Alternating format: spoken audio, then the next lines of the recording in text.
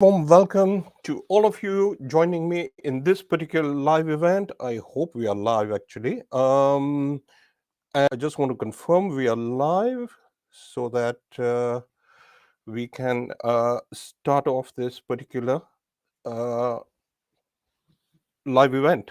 Okay, I can see we are live. So, my dear friends, look, thank you very much for joining me. To begin with, my name is Vijay Mistry. For those who don't know me, and I'm the CEO and founder of Rent a Director. Our purpose is to see you leaders and business owners, uh, achieve standards of excellence in everything you do, and for those owning businesses to help you scale up your businesses with ease.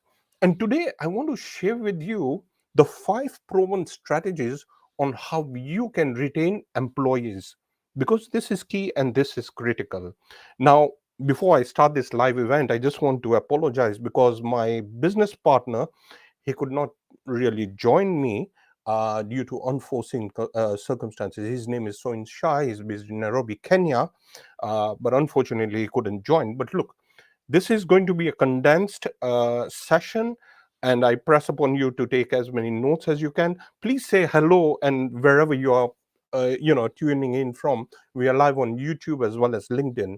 So, what I want to do is, first and foremost, I just want to set the stage by uh, giving you some insight as to what's been going on. So over the past, I think, few months, I've been speaking to many business owners. We do business and financial health check for many organizations, and one common question that I keep on getting every now and again is, Vijay, how can we retain our employees? How can we retain our talent? What is it that we are not doing that our talent or our employees are leaving us? And that seems to be a key concern. And that is why I just want to share these insights. And what I want to start off with is to share some pain points with you. And so here are some insights I want to share with you from the perspective and from the mind of employees, and from even directors for that particular matter.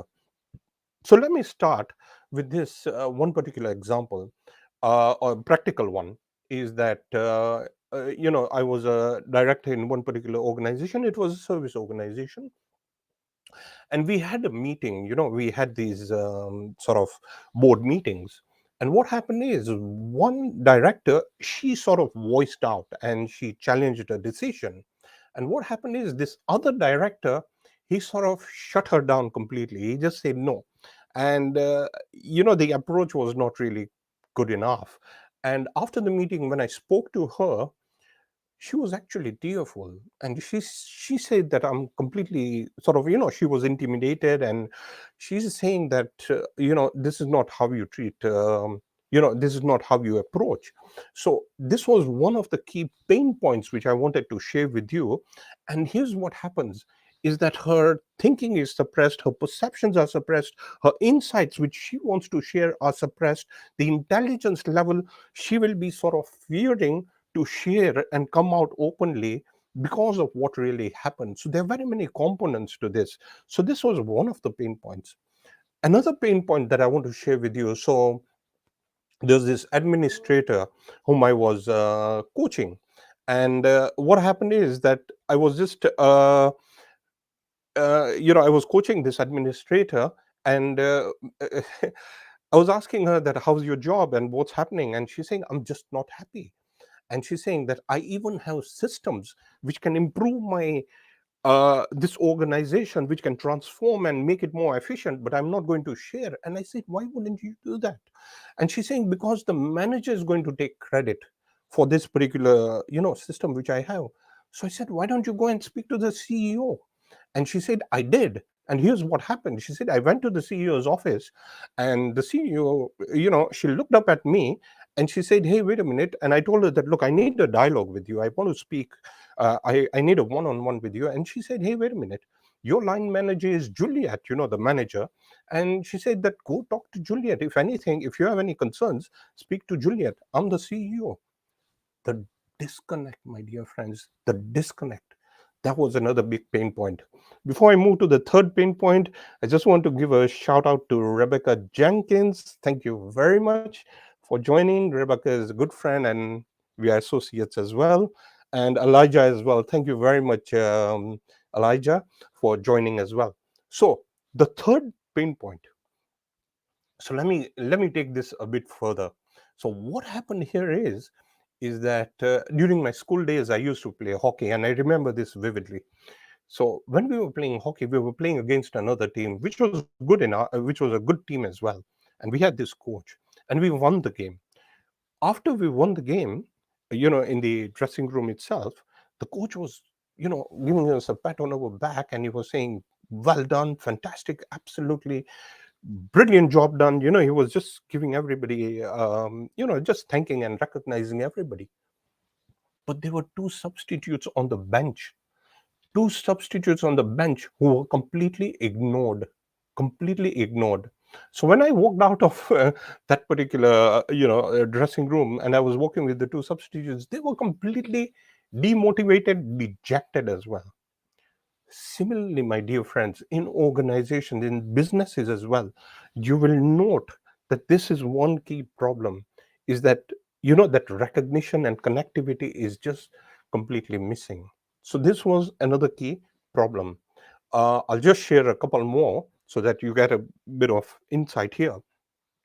In another instant, it was a poor working condition. The head of finance, he was, sort of, I would say, put in this one particular place, a small place, and the working conditions and the working environment was not conducive enough. And you know why? It's because of the energy levels. It was too claustrophobic. So that was the sort of working environment. And he told me openly, he said that, "Vijay, I'm looking for another job because of the environment and because of this particular condition in which I'm working in." And finally, I want to share with you a fifth final example before we move into the five proven strategies how you can retain your employees. And here's what it is. The fifth one is, there was this manufacturing organization, and I was a corporate coach as well as a non-executive director. I was wearing two hats. And here's what happened is that one of the head of departments left that organization. And what happened is, without thinking through, the CEO, who was the owner of the organization, he spilled most of the work to the general manager. And the general manager, when I was coaching him, he's saying, "Vijay, this is not only unfair, but I'm overworked. How am I going to handle so much? I mean, this is not really thought through." Lack of preparation, lack of thinking, and being reactive as well. So these were some of the pain points, my dear friends, that I want to share with you.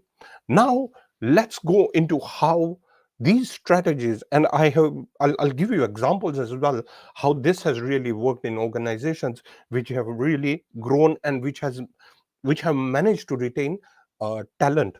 So let's move to the first point which I want to share with you, which is meal deal. So what do I really mean by meal deal? Now, if you go to a fast food restaurant, and you'll note that they have those meal deals. If you go to a McDonald's or any of these fast food places, you can get a meal deal. So the meal deal itself is more appealing because you get a complete combo meal with a drink as well. You would get a burger with chips and a drink as well, as one. So those are more attractive and more appealing. Similarly, in organizations, you need to think about a meal deal. I'll give you an example. So I was instrumental in the growth of one particular company by 20-fold. It was service industry. And you know what the CEO did? He made sure the 200 staff he made sure they all had a meal every single day. That was one of the key benefits he gave. So that in itself, made it more like a family environment, and the staff were looked after. They were being cared for. And here's the thing: you could offer teas, coffees, sandwiches, fruits, whatever it is that you want to offer, but make it some sort of a meal deal itself. And this is just an investment. I personally don't consider this a cost; it's an investment. Imagine if your employee leaves you, it's going to cost you so much trying to train somebody, bring somebody on board. So it's a very costly affair. So I'm just giving you some insights. So in the meal deal, what else can you include?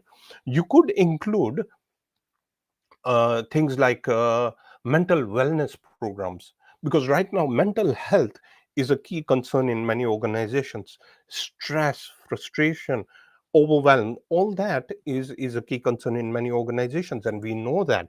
So what can you do to improve productivity and to have that retention of your staff to stay? How can you ensure that your staff stay? Is what you could offer is these mental wellness programs. There are very many mental wellness programs, like, there are meditation sessions, there are some yoga sessions, there are different sort of it just nurtures the mind, so it just nourishes the mind. And that is another element that you can consider. Another one is gym membership, for that particular matter. So if you can give a gym membership, because at the end of the day, that relieves stress, and it just increases the level of energy and productivity as well. So think about what you can include in the meal deal. Another thing you could do is life insurance, health insurance. There are many other aspects. Think about what you can do as far as the meal deal is concerned. Let's move to the second one. And the second proven strategy to retain your staff is to loosen up. Now, what do I really mean by loosening up? And here's the thing, that is there a situation, and I'm just giving you a scenario here, is there a situation where you might have worn some clothes and they were tight on you, and you didn't feel right as well? I mean, there are very many times I have to loosen my belt as well, and I need to even lose weight for that particular matter. But the context here is that when you loosen up, you feel right, you feel settled as well. So here's the thing, in organizations, think about what you can do to be more flexible with your team members. In other words, this work from home concept, after COVID, it has increased quite a lot. But here's the thing, what is it that you can do to empower them further? So, you just need to think about what you can do to loosen up the whole uh, element here. And another element that you need to really look into is, there are many executives and many team members who complain of being micromanaged as well. So loosen up, give them space, let them do the work. You know the deliverables, you know the pipeline, you know the process, and you need to really make sure that you loosen up, because that is where the grit is, that is where the traction is going to be. And you will see, for a fact, we've seen it, I've seen it as well, it is so productive just by loosening up, giving them that flexibility as well. Instead of reporting at 8 o'clock, they can report at 9, if it allows within your sector and your business, whatever it is, your environment. But here's the thing, look into alternates. And if you can't, what else can you do to loosen up? What is it that you are really tightening rather than having the right balance? So ask those questions, because you will find out that you will be able to loosen up slightly, but that will allow a better environment, a better working condition as well, and a better connectivity as well.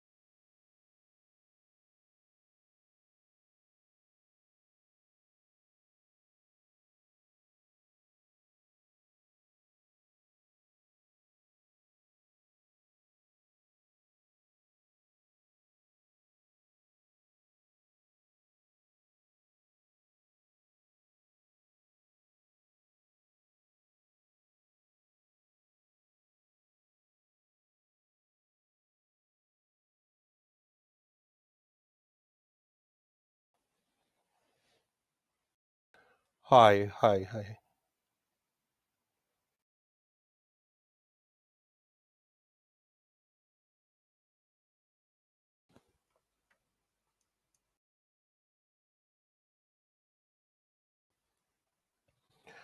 Okay, I'm really sorry about this because this is not something that I expected, and I hope I'm back live. Just let me know if you can if you can see me, because I'm sorry about this. This was a glitch. It's one of those things I can't understand how this really happens. But anyway, here's the thing: the 5 C's of CEOs. So what do I really mean by the 5 CEOs?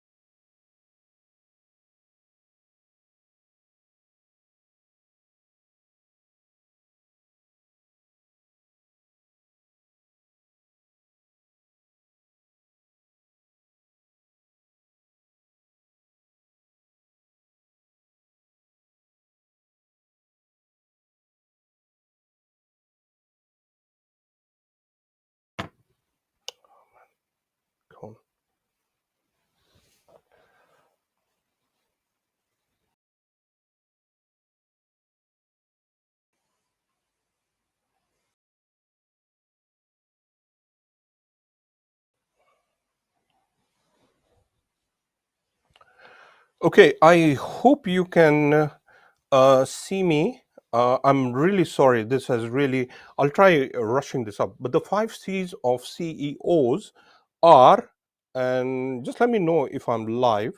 The 5 C's are, the first one is obviously care. So you need to make sure that you care for your the CEO. The tone at the top starts with care. So that is the key component here.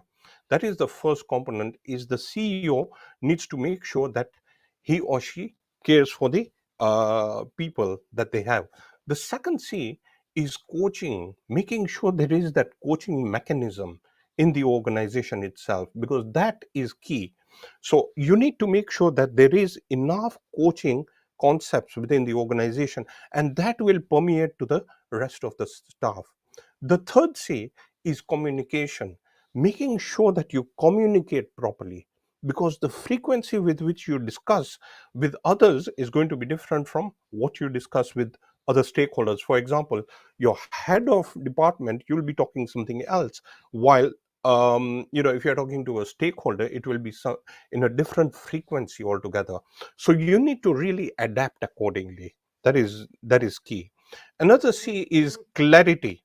So you need to make sure that you have clarity. Clarity is where the impact is. Clarity is where the power is. That is where you'll be able to get the maximum out of the organization. Another C, which is very important, is going to be confidence. Now, where do you get confidence from? You get confidence from competence. So how do you get the competence? Is by knowledge, skills, and experience as well. You need to know your business 50,000 feet down to 50 feet. That is key in making sure that your organization really has that particular traction. I'm moving a bit fast because I'm a bit concerned about this particular live event.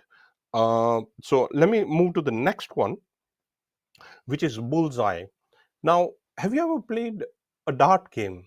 And if you have played the dart game, you know they have this bullseye, or you might have observed they have this bullseye, the middle point, which is the focus point. In organizations, you need to make sure that your employees have an eye on the bullseye, which means your vision, your goals, your objectives as well, and how they are going to progress as well, because that is key for them to ensure that they uh, are part of the organization's vision, and they are going to grow, which means you have to even look into their incentives and all that, but make sure that there's a progression path that they can see, which they can follow accordingly. So this is another key component. And the final point I want to bring in is weighing scale. Now, personally, I am thanks Rena for letting me know that you can see and hear me. Somehow there has been a glitch which I simply can't understand, and again I apologize for that, but I'll go a little bit faster. Weighing scale, and by the way, I'll do another event, or I'll do another YouTube video which I'll share with all of you later on. So just, don't worry about this. I'll do a better one, more articulated. But here's the thing: weighing scale. There was a time when I was overweight. Not that I'm still not working on my weight, but there was a time when I was overweight. And here's what happened is that, going on the measuring scale, you get your BMI and you get quite a lot of other indicators. Similarly, in organizations, feedback, meaningful feedback, my dear friends, meaningful feedback. I see there is lack of feedback. And it doesn't matter which sector you are in. I have noticed this even in the big four professional Zoom accounting firms, where I've done workshops as well. And I've noticed this, that feedback, that mechanism is sometimes missing. So you need to make sure that you have meaningful feedback, giving them the right feedback, telling them that, hey, look, you've done well here. This is what you've done well. This is what you really need to work on. But you have to be transparent as well and keep on repeating the vision. So it anchors into their DNA system as well. It anchors within themselves. This is very key and critical. So you need to really work with your teams accordingly. Now, some say that, look, we got 2,000 employees. How are we going to really do that? Again, it is the cascading impact that you have to look into. What do I mean by the cascading impact? The CEO is overall accountable. And I talked about the 5 C's: coaching, communication, clarity, care, and and confidence. So these are the 5 C's that I spoke about. So what you really need to do is make sure that at the top, all these qualities are permeated to the second level.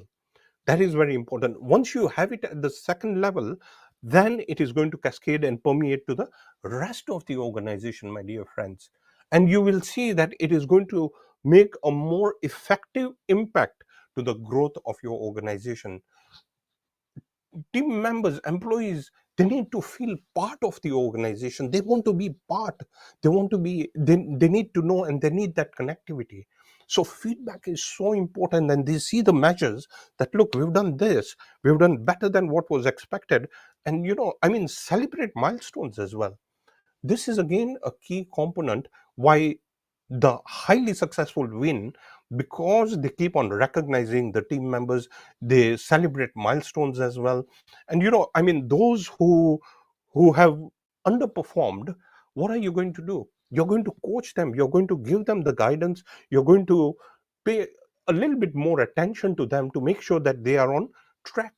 This is what you really need to do, because this is where the power is. This is where you're going to get traction. Now, I promised you I need to make sure that I'm within the time limit. So here's the thing: this one thing, nothing is going to work if you don't do this one thing. This is not a resolution. These 5 points which I've raised is not a resolution. Resolution is a new year resolution, that I want to lose some weight, or I want to do whatever you want to do. And resolutions don't work. It has to be a realization. And realization comes from within. You need to transform from within. And it starts with the CEO, or the, if you are a senior member, it has to start from within. Until and unless it is not authentic, you won't be able to use and apply these 5 proven strategies to retain your employees. So start from within, work within, and have that reflection and find out exactly what is it that you can do. Appraise your own self to make sure that you have to course correct if you need to, and tweak your alignment so that you're authentic and you are upholding the values of your particular entity, your organization. If you do that, I can promise you 5 6 months from now, you will see the impact it's going to make. So, I just wanted to share these insights. I hope you found this useful. And Folaran, I hope I got the name right. Thank you very much. You are audible and clear. Thanks for the hints. Thank you. Look, I'm really sorry about what really happened, the glitch. I need to work on my IT as well. But look, I hope you found this useful. I'll do another video and I'll share it on LinkedIn, as well as I'll upload it on YouTube as well. So I really apologize if you might have missed a few points here and there, but I promise to do another one which is going to be a better version, and I'll share it with you then. Look, my dear friends, thank you so much for joining me. I look forward to seeing you in the next live event, which is going to be a complete different game changer which I want to have. And I wish you all the very best. Look forward to seeing you then. Bye for now.